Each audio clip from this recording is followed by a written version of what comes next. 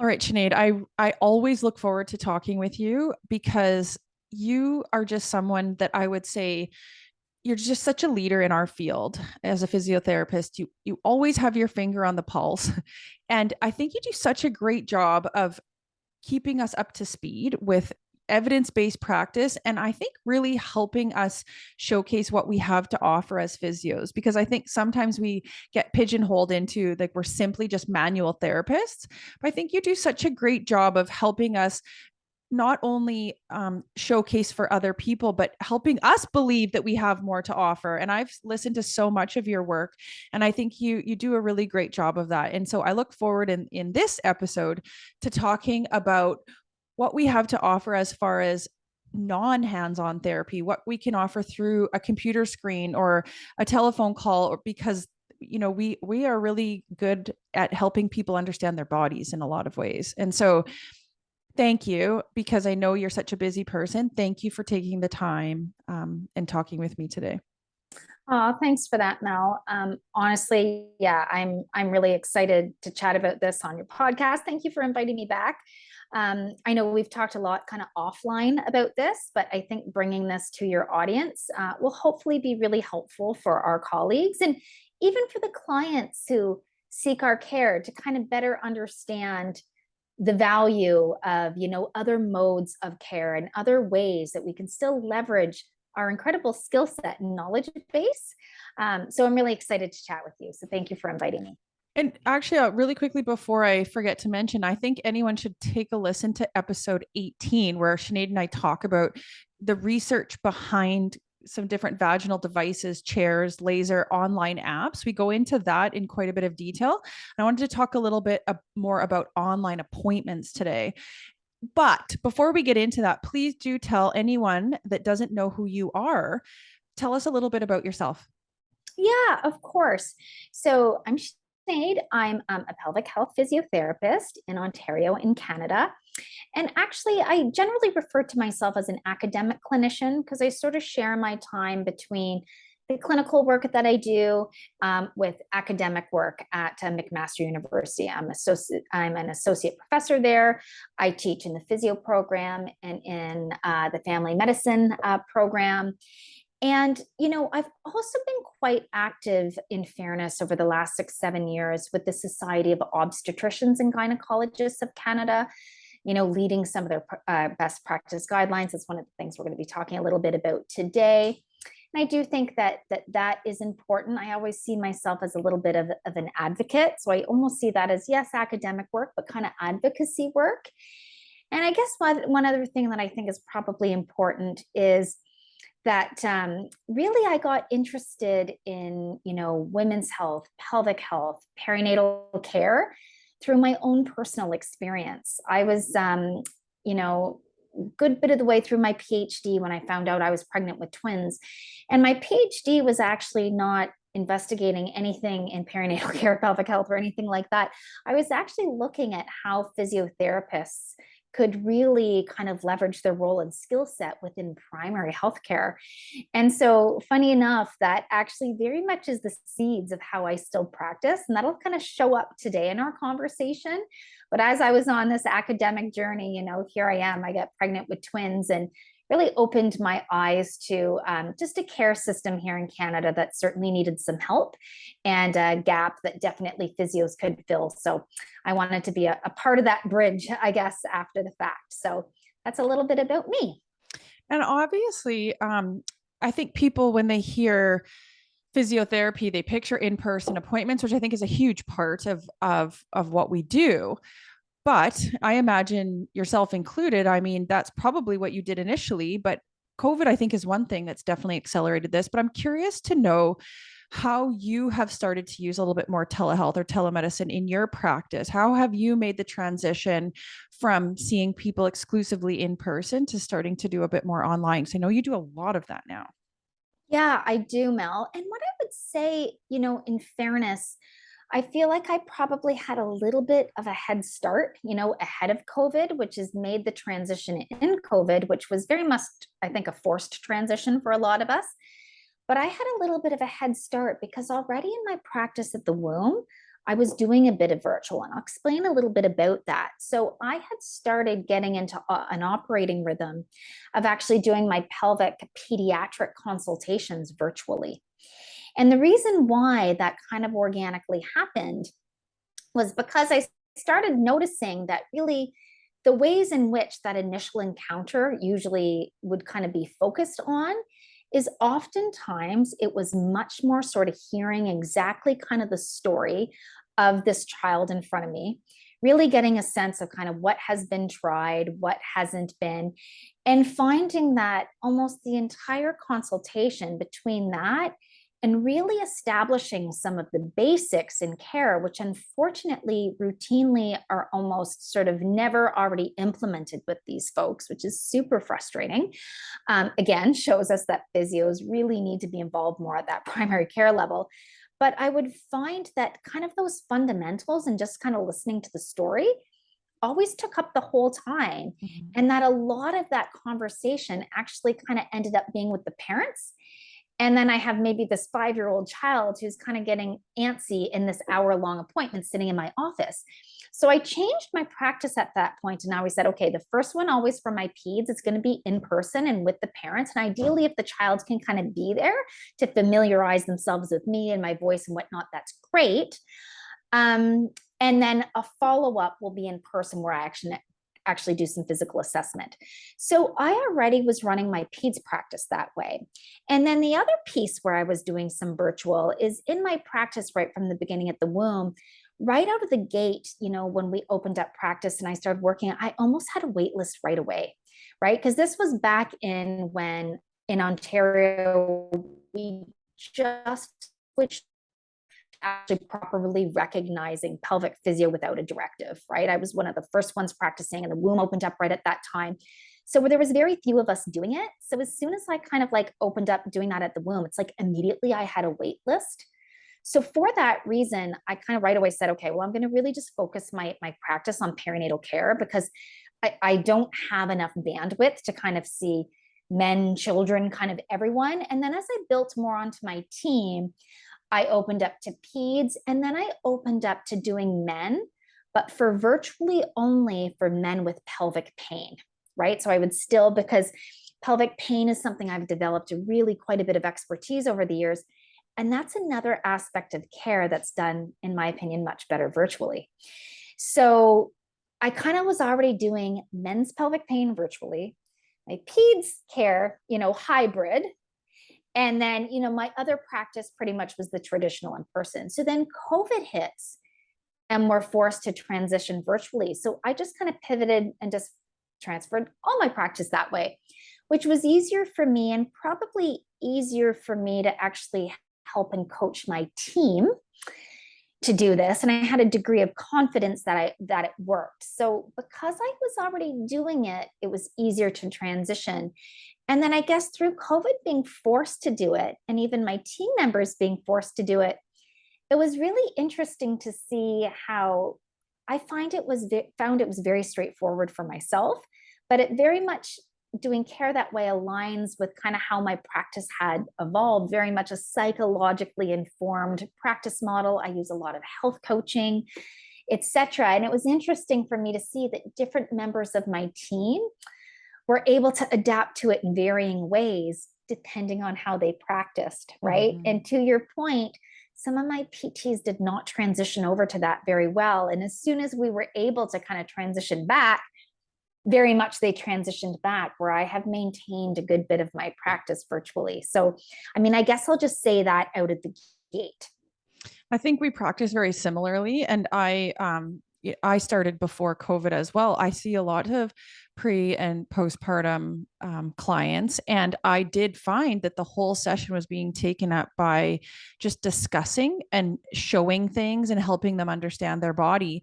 And I was finding that sometimes people are driving a long time just to come to the appointment, or their baby is sick. I found that really the virtual option cuts down on the number of cancellations, the number of reasons that they can't come in, and just the flexibility in their schedule. But I do think that I know, for example, when the gals at the front desk, or when I propose to someone, I say kind of, I love to do my first person or first assessment or first appointment online, there's a lot of not pushback. I think there's just a lack of understanding around how could you possibly meet my needs without seeing me. And I think maybe this transitions nicely into maybe if we talk about what does that even look like when someone books an appointment with you? What are some of the things that we're asking people? We pretty probably both have very extensive intake forms that we ask people to fill out just so that we can get an idea of your story. But like you mentioned, we ask a lot of questions around, when are you having your symptoms? How bothersome are they? What are some of the other things going on in your body? Because just from the story, we have a pretty good idea of some of the contributing factors, right? And then I find that whether it be I can use my models or share my screen to show different pictures to help them understand their anatomy, maybe why they're having some of their symptoms, and really get them going on some very basic things before we meet in person, whether that be the next appointment or maybe we never have to. Sometimes the person is served very well from all online appointments. And I think we see that very clearly for people that don't have access in their community, right? Yeah, absolutely. Honestly, Mel, I do something very similar. I have my intake, I get a sense of what's happening. They come on. I use Jane as my system, so it integrates perfectly with sort of virtual care telehealth. And one thing that I will do right out of the gate, because you are quite right that even clients themselves, so they've learned by calling up to the womb and booking with me that the way my practice is set up, that I always just do a virtual first. Like that's just the way it is. But you're quite right. Many of those people are still probably thinking, I'm booking with a pelvic health physiotherapist who, like, I need an assessment of my pelvic floor. Like, I'm not even understanding how this is valuable. How is this going to be a good use of my time? Absolutely, right? And that's understandable given the system kind of we've lived in. So, immediately, the first thing I often say to the client before I even sort of summarize back to them what I've gathered from the intake, so they can understand I've taken the time to read that, right? It's one of the first things I do. But even before that, I will just introduce myself and indicate, look, I understand that virtual care is new. You are probably, surprised that this is the way we're doing care. And I explain, what we're going to accomplish over the next bit of time and sort of how that works, how I really want to understand their story, how there's a number of things usually just by that, given the amount of time I've been in practice and I kind of can see practice patterns. I always send my clients, a detailed summary of things at the end of my day. I'll kind of email each client and I'll send them resources. So I let them know that that's going to happen. And to your point, so they can get going on working things either, and then they're going to follow up again virtually, or they can kind of get working on things until I have a chance to see them in person. So yeah, I find that actually works really, really well. Sometimes there's specific outcome measures that I'm going to want to administer, or by the end of that I've kind of flagged it that the next time I regroup with them I'm going to want to administer them. Sometimes, to your point, I'm demonstrating things, and sometimes I'm actually having them demonstrate movement for me, right? That's another thing that we can really go back to some of our observational skills and integrate that into virtual care. So yes, I do think that our colleagues, our teams we're working on need a little bit of education on the value of this. But even right out of the gate, I think we need to be explaining to our clients how this works and why it's going to be valuable. And I have to say, I mean, my clients almost always after that first visit, almost always are communicating, wow, that was really helpful. I really didn't know what was going to happen in this hour, but that was great. Thank you. That was really, really helpful. So Do you know what I find that it does is I find that it's as care providers, our system is set up that we are the healers quite often. Like I go to my physio and my physio heals me, or do you know what I mean? Like fixes me. That's kind of like, I'm obviously being a bit general in that statement, but generally that's kind of our healthcare system is I go to them and they fix it. And I think that creates a dissatisfaction on both sides, because we can't heal someone, obviously, and that puts a lot of pressure on us. And I think quite often the client is left maybe not having their needs met. Whereas I feel shifting to, let me help you help yourself, or let me help you understand your body, because you can help yourself. And I do think that the telehealth creates that awareness in someone, because they need to start practicing things on their own, or use the cues, or implement what you're talking about, without the expectation that us laying our hands on them is going to be the be all and end all. And so I find that on both sides, I find that it gives me so much more job satisfaction, because I can see that I am helping them help themselves. It's not all on me. And also, too, I see that they're so proud of what they've done on their own. I find it cuts down on how many appointments because they start to they really start to take what they learn in the session and run with it at home.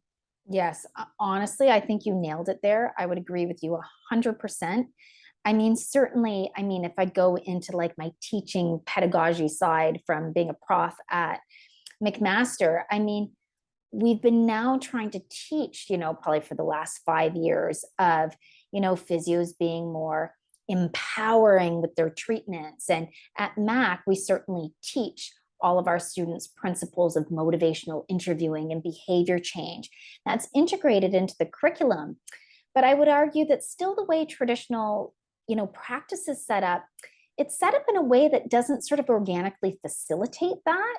And I would agree with you that virtual care sort of is set up, in a way that you're kind of partnering and you're sharing and you're facilitating and you're empowering. So you're quite right. It's better for the client, because actually they get better outcomes quicker that they feel more responsible for. Mm-hmm. And then it's kind of better for us, to your point, because we don't have the pressure of fixing them, Mm-hmm. right? So I would agree with all of those things that you just said, for sure, 100%. Mm-hmm. I picture this lady reached out to me. She lives in a northern community. She does not have access to a pelvic health physio in her community. Her gynecologist suggested that she work with a physio. Our first session, I was able to, yes, hear her story, give her an explanation of some of the reasons she might be having those symptoms, and really get her to start noticing things in her body. I gave her a couple things to practice, but then I do a lot of kind of mindfulness based therapy, and just, I want you to notice things, just notice things, notice things. And she came back her second session today, and she just was like, I feel like I'm really learning so much of my body. I now, because you've showed me some pictures and you've helped me understand, I feel more comfortable exploring my body. And I can tell now some of my heaviness and pressure is from some tissues right down by my perineum that feel tight. Like I didn't have to assess that to tell her.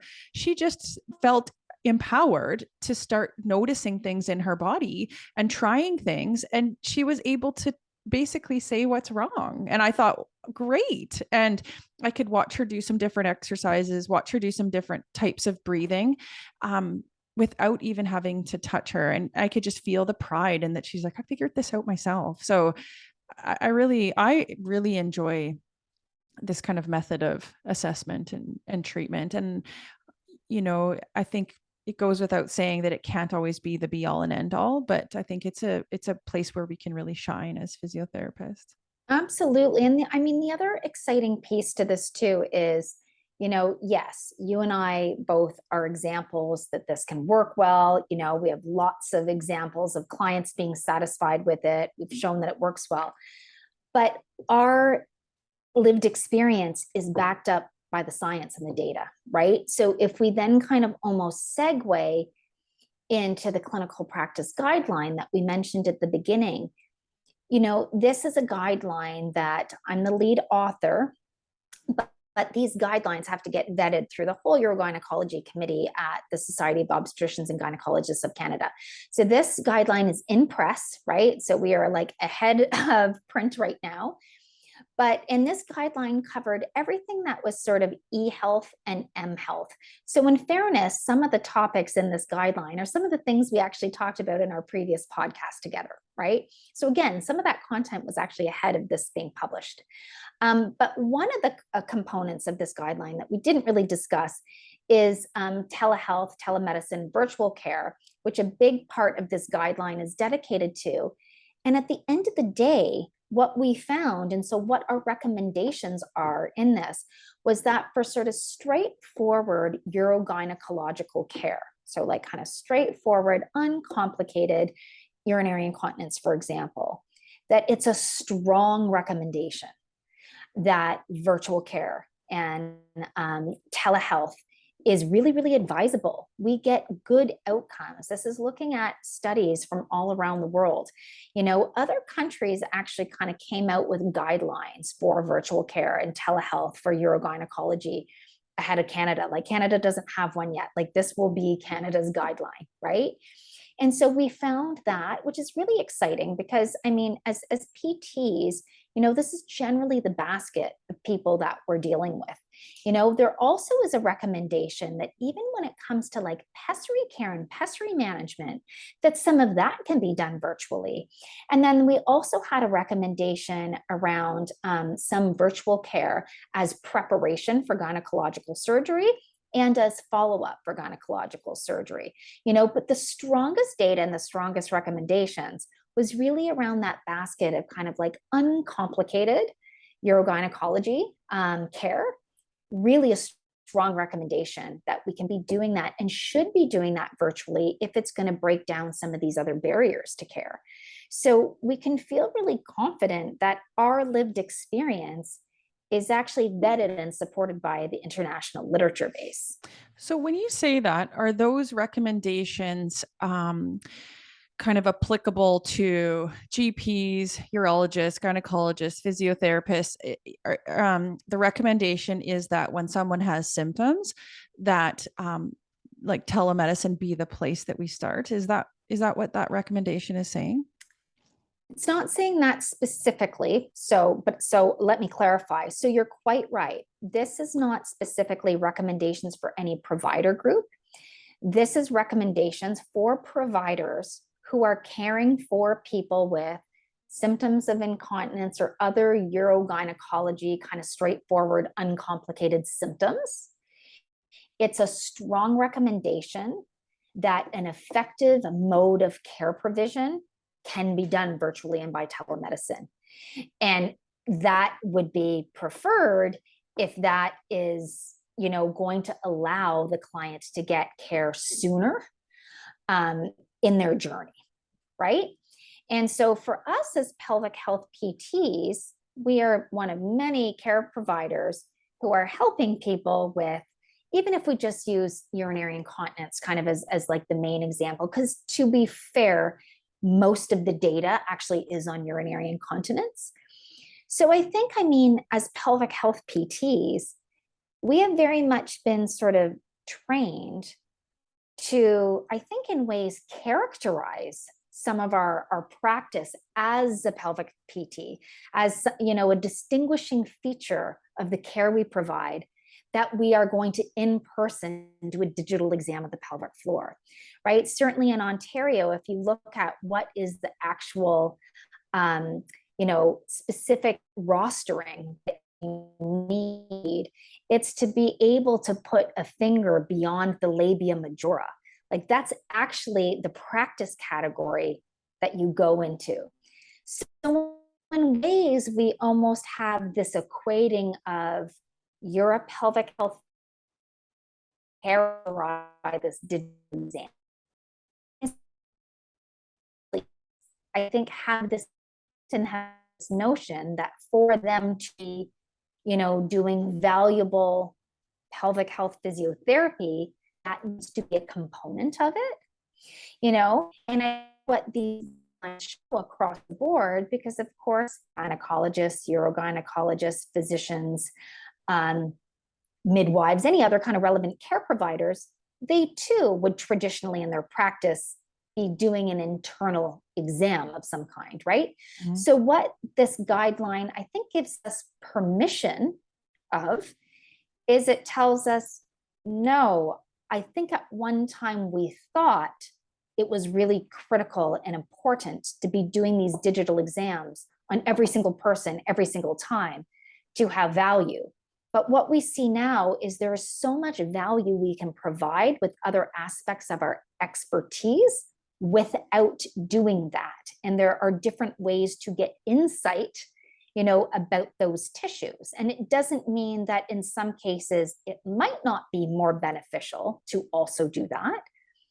But it tells us that we have guidelines now to affirm the value of doing care for urogynecology, regardless of what provider we are, that doesn't involve anything in person, contrary to previous belief.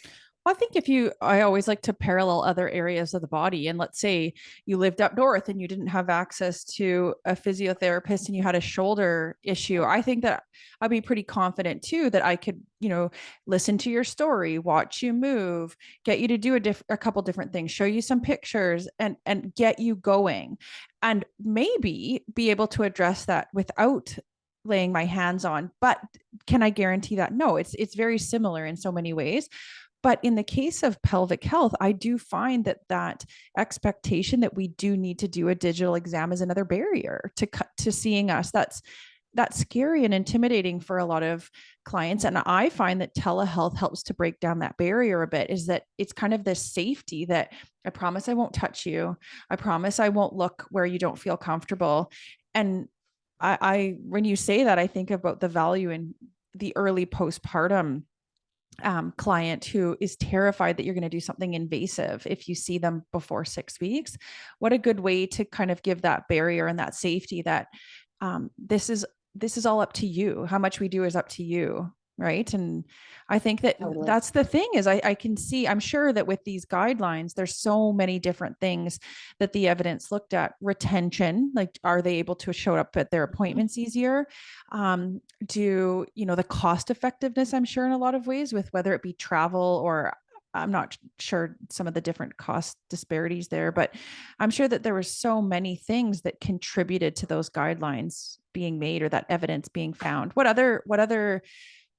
other things were measured or did they look at? Well, another thing that was that's kind of tied into this a little bit, it piggybacks on something you already said, Mel, around kind of like access, and it kind of circles around this concept of help seeking and barriers to people even seeking care in the first place. So you made the comment around, holding safety and people maybe feeling a bit sort of safer kind of through a virtual method.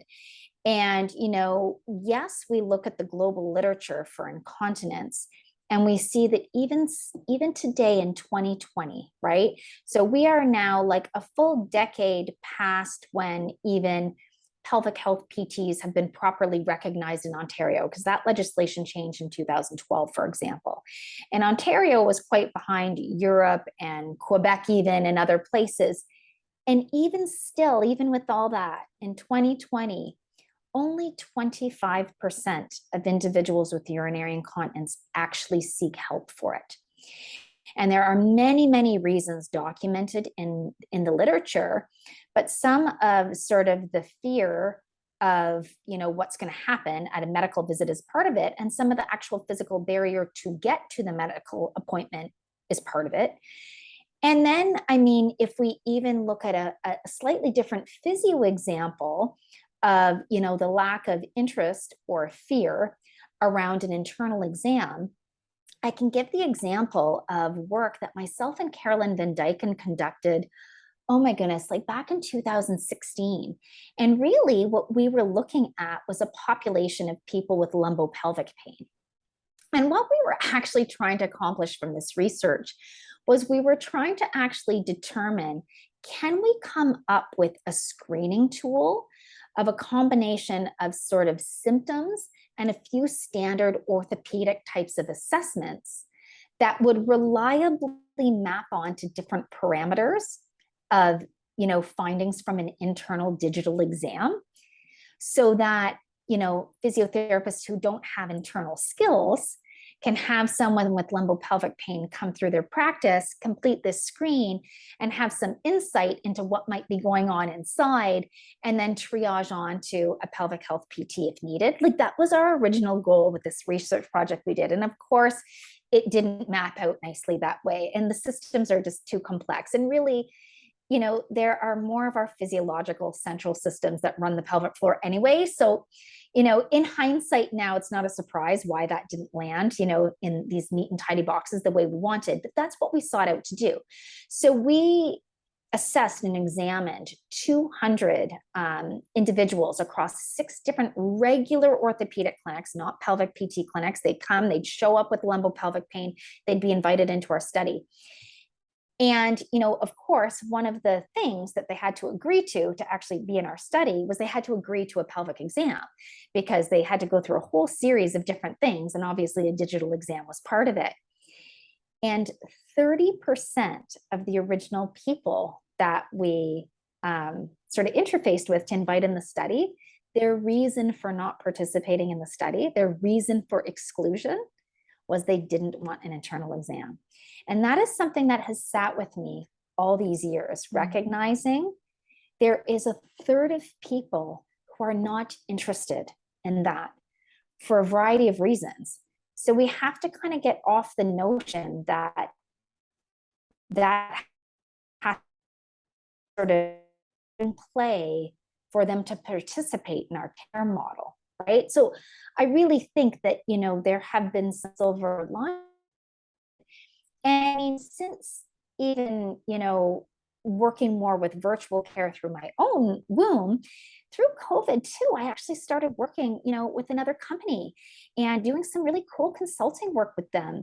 And, they have an incredible interprofessional care model that really leverages virtual care. And partly it's because I've helped them create this plan of care, but they really use a tool, to help develop pelvic floor fitness that involves nothing internal, that involves no touch.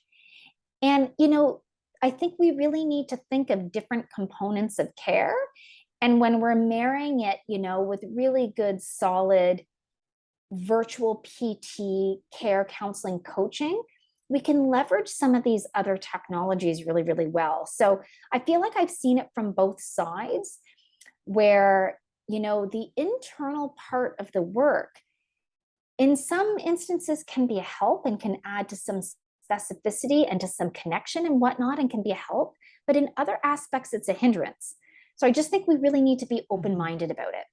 Absolutely. And I thought it was really interesting in the guidelines, because you touched on kind of the M health, and just that, looking at some other options, and combining, like just looking at some of the questions and some of the data that backs up, for example, just telehealth, or just virtual appointments, plus in combination with different devices. Because I think, again, I don't want to spend a lot of the session talking about that, because we did a whole discussion about that. But it was really interesting to see kind of the data on what, how helpful is it to have just a virtual appointment, or like a virtual appointment plus using a device. I thought that was really interesting to tease all of that out. And I think, again, I just kept, when I was reading it, I keep thinking, no two people the same, no two people the same. I mean, we see that all the time with our clients, is like what works for someone is completely different than what works for someone else. And I think that one of the themes I notice is that our clients quite often look for a magic bullet. I mean, that's what advertising is all about, is that this device will solve your problem. No, this exercise will solve your problem. But I think that what we're really trying to bring out of this discussion is that sometimes through telehealth or through online appointments, we can help you learn about your body and what your body needs, or what do you think would be helpful? I really find that about telehealth, that it helps us kind of help people explore what they need.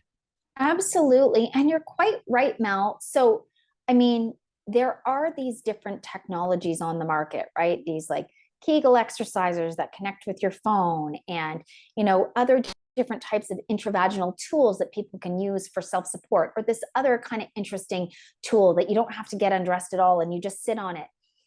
But without sort of tailored individual guidance on any of those, the utility of them isn't particularly good, right? Whereas using any of those tools, I mean, even a company I'm a huge fan of is SRC. They're a company out of Australia, right? And they sell, medical grade compression products for pregnancy and postpartum. And I'm really like a big fan of their products as another self-management tool. But certainly, as I'm explaining to my client about what is that doing for the lymphatic system, what is that actually doing for their energy system? How is a drained energy system actually amplifying their pain system? What's happening? So I'm helping them to contextualize that tool and put it into context so they understand this tool is doing this, but in and of its own, to your exact point, it's not going to fix their problem. So I think there are so many incredible tools and supports and strategies that exist out there. But when we connect that with a little bit of virtual care support, we can really kind of individualize it and help people to understand how to use those tools and technologies in a really responsible, helpful, effective way. So I do think all these technologies, including virtual care as a technology, marry so well together and are really empowering, right? So it's been really kind of, exciting to see different emerging technologies, but then them on their own without still some coaching and guidance, they're just limited in their utility. And the data shows us that, right? I was noticing that one of the things that the guidelines pointed out is just that several studies, I'm going to link this study down in the show notes, but that several studies demonstrated improvement in stress incontinence with interventions that didn't involve any face-to-face contact. But some of the features were that there was still some exchange of information between the provider and the user, so a bit of support, that there was always some education built in, so about the condition or the anatomy, reminders and reinforcements. I think this is something that sometimes is really important for some people, but not for others, but like some continued support or just someone reminding you to check in with your body or do your exercises, that there was some community focus or social support, that there's a sense of self-monitoring or being able to check in with your body, which is, like you mentioned, all about motivational interviewing and behavior change. And I read all that and I thought, so I've started to offer, not only kind of one-on-one virtual appointments, but a lot of group focused learning during pregnancy and postpartum, because I see the benefits of working together and having perspective. I always say perspective, because I think that what I've noticed is that not only can I kind of check all those things off and provide people with all of this, but they start to realize that I'm not alone, but also I have a different body than all these other 8 people. And I think that the unfortunate thing about podcasts and social media is that, again, I think everyone's looking for the answer in that message, like that I'm that person, or what's my answer. Whereas when you start to kind of put yourself in front of a group of people, you start to realize I'm an individual and I don't have the same symptoms as them. I've really loved virtual care for group work as well, because I think, again, it helps with retention. It helps with being able to still attend to your body while your baby's around. And I have seen the most amazing results, but I do find there's a lot of resistance, or there's a lot of, how could this group possibly help me address some of my postpartum symptoms if you don't do a pelvic floor exam on me? So yeah, I would agree with that. I mean, we also have a group kind of post program that's quite established, and actually, it's a fitness instructor who almost kind of functions like a kin or a PTA. So that's another thing, I've really kind of been involved in terms of like shared care and really leveraging kind of different roles. And it's a group that runs. We have one that runs virtually and one that runs in person. And, actually, she will kind of say, yeah, like in ways, there's aspects of things that actually run better on the online. And then she will say, like, it's really the people who just need a little bit of that extra help. They almost need your hands on them to kind of cue them. It's kind of like those few and far between that she feels like I need them in person. But she would almost give you the feedback of, even in a group context, like she only almost needs that sort of anomaly of a person, like one to one. But like for the most part, it works so well in the group because, to your point, it's easier if they, have their baby right there. And right, so there's so many barriers that are taken down. So we have established like the same group online specifically for some postpartum groups. But again, I have kind of now empowered essentially like a kinesiologist to run that. And it still, of course, is part of physiotherapy. They chart in our same electronic medical record, but it's really just being more creative with models of care. Mm-hmm. Mm-hmm. I'm curious to know then, I'm picturing, people listening to this. Some of them will be clients interested in, oh, okay, well, I'm interested in trying out an online appointment because I have maybe symptoms of incontinence or prolapse or heaviness or pain, any of the above.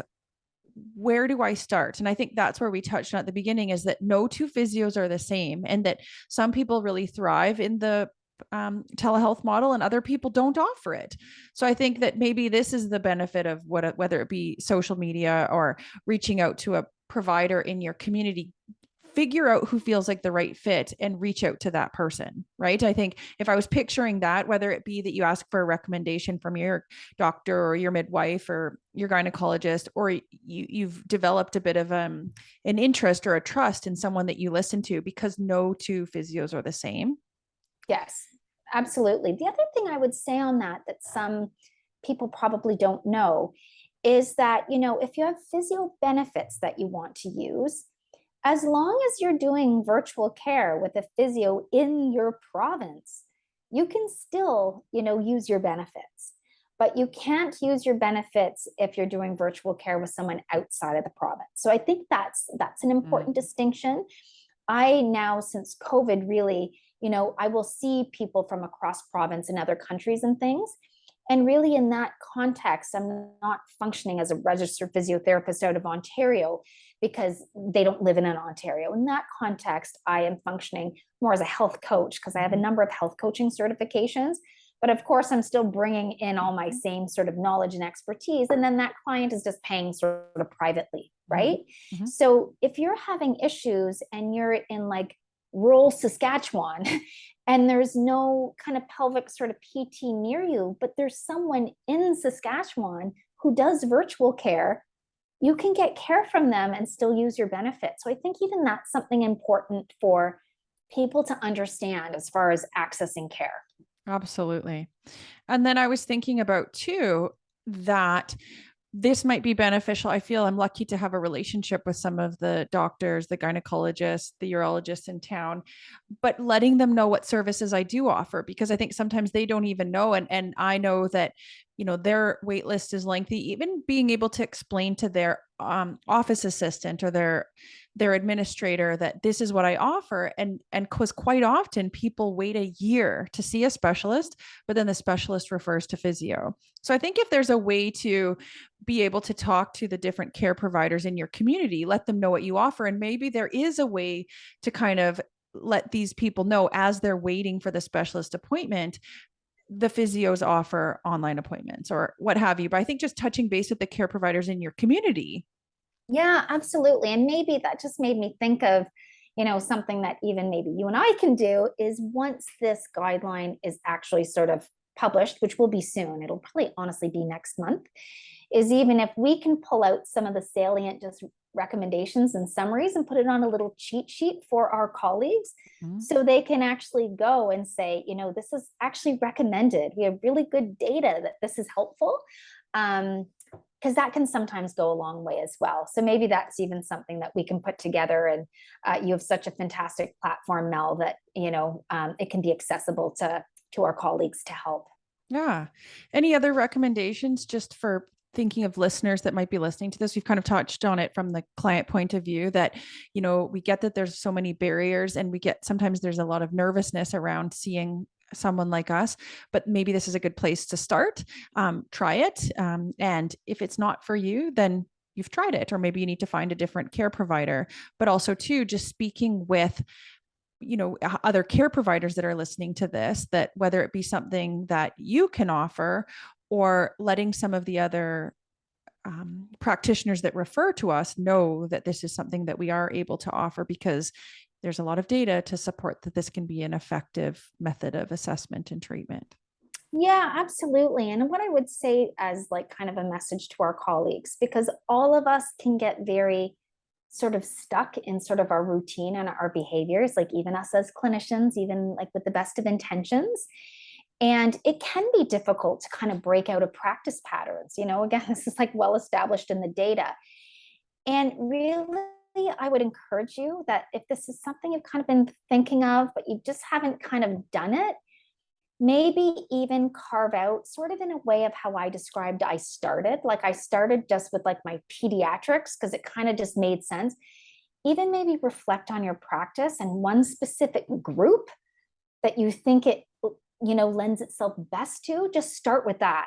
And then if you find that kind of goes well, you'll find you'll actually start to really strengthen and tone your health coaching muscles just by actually delivering care that way. And then that's going to give you better fitness in that part of your practice and better confidence. And then you might be able to kind of bridge from there. So, you don't have to do it all at once. You don't have to like jump in both feet. You can kind of dip your toe in. But I would encourage all of our colleagues to try it, because I mean, we've talked at length now about the benefits and how now the data is supporting it. But really, I do think we can serve more people. We can take care of more people when we are providing care this way. And I think that's an important mission for our profession. Mm-hmm. Anything else? Anything else that we haven't touched on that you think is important for us to address? I guess the only other thing I would maybe punctuate home is just the point of when you are delivering virtual care, it organically becomes empowering and sort of coming up with ways of supporting sort of self-management of that client. So you organically will find, you want to be more familiar with different tools that are available that people can use to help themselves, right? And so, I think if you have found that you're kind of operating in a practice, which really kind of you rely on yourself and your hands-on skills and exercise prescription, and you're a little bit more of like the fixer mode and maybe prescribing some exercises, that, it probably will be important and helpful to sort of become a little bit more familiar with other related tools that are available and the evidence that backs those up, that you can start sort of integrating those as self-management support tools. I'd say for you and I, Mel, we kind of practice in that way where we're well abreast of these different tools that are available and helping people to understand why they may or may not be helpful and the pros and cons of each one. And, that probably helps just to facilitate our empowering and our practice that way. So if you didn't have that knowledge, you might find like you don't have all those resources kind of on hand. You might find it's harder to practice that way. So that would just be something else to consider in terms of other resources or tools or things like that you can kind of draw on with your clients to support self-management. Yeah. I guess that's like a final point I just wanted to kind of reemphasize. Yeah, I mean, we need to be lifelong learners too. I think, sometimes it's uncomfortable to move outside of your comfort zone, but I think, and I can feel resistance sometimes too, to like, oh, that's different than what I've been doing, but just kind of sitting back and thinking about it. And like you said, just dip your toes in, because I think otherwise making a complete change to the way you practice is pretty intimidating. But yeah, I appreciate this discussion. I have loved telehealth, and I hope that not only practitioners, but clients listening kind of start to think about whether or not this would be an avenue that they're willing to explore and, learn a little bit more about your body.